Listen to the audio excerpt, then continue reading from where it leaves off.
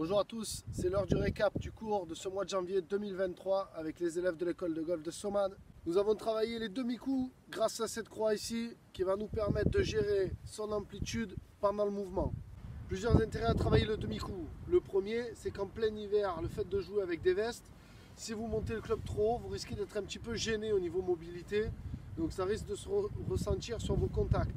Deuxième raison, le fait de monter le club moins haut, vous taperez moins vite et du coup vous risquez d'éviter les blessures. Troisième raison, elle en rentre plus dans la technique. Moi j'aime bien dire qu'il faut apprendre à marcher avant de courir. Donc pour moi ce swing là est un swing pour marcher, ce swing là est un swing pour courir. Donc si déjà quand vous marchez vous tombez, donc si vous swingez comme ça déjà vos coups sont mauvais, n'essayez même pas de courir, on n'essayez même pas d'aller plus loin. Le fait de faire des demi-swings risque de vous rendre plus performant, plus régulier, mais inconvénient, moins long. Moi j'aime bien dire qu'il faut déjà réussir à faire 50 mètres dans la bonne direction régulièrement que de réussir à faire 100 mètres une fois sur 10. L'exercice était donc de quantifier les distances qu'on était capable de faire avec son sandwich, avec son fer 9, son fer 7 et plus si affinité. Savoir combien de mètres votre balle réussissait à voler et jusqu'à combien de mètres elle roulait. Voici la mise en place. J'étends mon bras à l'aplomb pour toucher la baguette et mes talons se situent devant cette baguette là. Comme ça lorsque je vais monter mon club, il n'y a que celle-ci qui peut me gêner. Celle-là n'est pas censée me gêner dans l'arc de swing.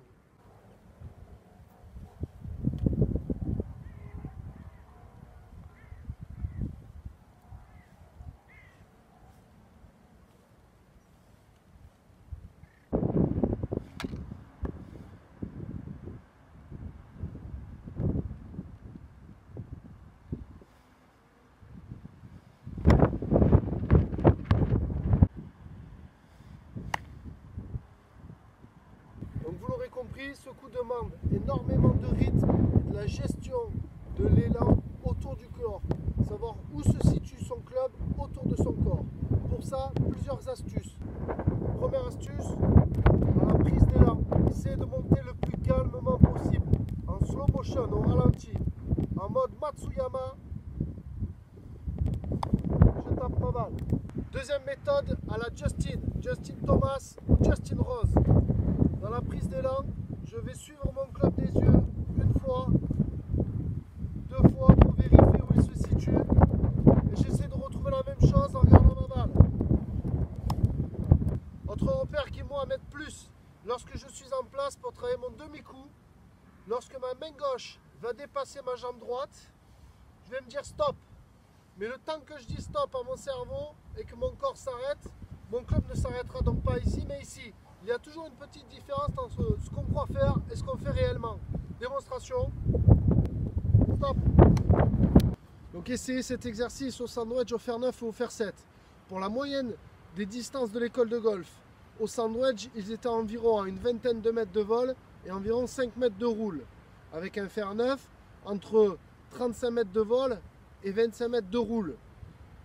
Pour les meilleurs, on était à 50 mètres de vol et 30 mètres de roule au fer 9.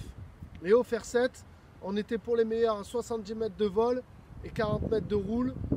Pour la moyenne des joueurs, on était aux alentours des 40 mètres de vol et d'une vingtaine de mètres de roule. Alors, ça c'est des statistiques qui sont propres à chacun. L'intérêt était pour chacun des joueurs de trouver le club avec lequel la balle pouvait rouler au maximum jusqu'à 50 mètres pour ensuite aller sur notre petit parcours. J'avais mis en place des situations, une zone à 6 mètres du trou, à 55 mètres du point de départ. 3 balles à jouer, ils devaient au moins en mettre une dans la zone en gardant leur demi-coup et le club de performance qu'ils avaient trouvé au practice. Ensuite, ils ont fait un deuxième tour sur le petit parcours, toujours sur les 3 situations à 55 mètres. Je leur ai laissé quartier libre sur le choix du club et travailler sur les pleins coups. Les statistiques ont parlé, ils ont beaucoup plus raté de coups sur des pleins coups et leurs mauvais coups étaient beaucoup plus moches sur du plein coup que sur du demi-coup.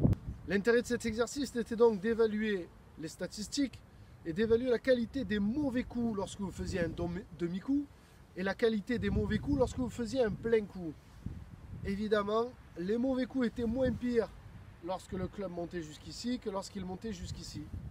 Et la grande majorité des joueurs ont mis plus de balles dans la zone en montant le club jusqu'ici, peut-être avec un fer 9, que monter le club jusqu'ici avec leur sandwich. Dans mes préférences aussi, à choisir un mauvais coup, je vais préférer voir un joueur qui fait un demi-coup avec trop de tonicité, et là qui risque de toper la balle, qu'un joueur qui va monter très vite et ralentir le coup, et là il risque de faire une grosse gratte. À choisir, si votre gestion de l'élan est bonne, je préfère trop d'accélération, dans quel cas vous topez mais elle ne sera pas loin de la cible, qu'une accélération rapide dans la montée et un coup ralenti qui risque de générer une gratte, et là vous faites 3 mètres. Enfin, un dernier intérêt qui me vient en tête pour le demi-coup, c'est qu'en faisant un demi-coup, vous êtes capable de faire donc une distance supplémentaire avec votre club qu'un plein coup. En règle générale, quelqu'un qui est capable de faire deux choses est meilleur que quelqu'un qui est capable de faire qu'une chose.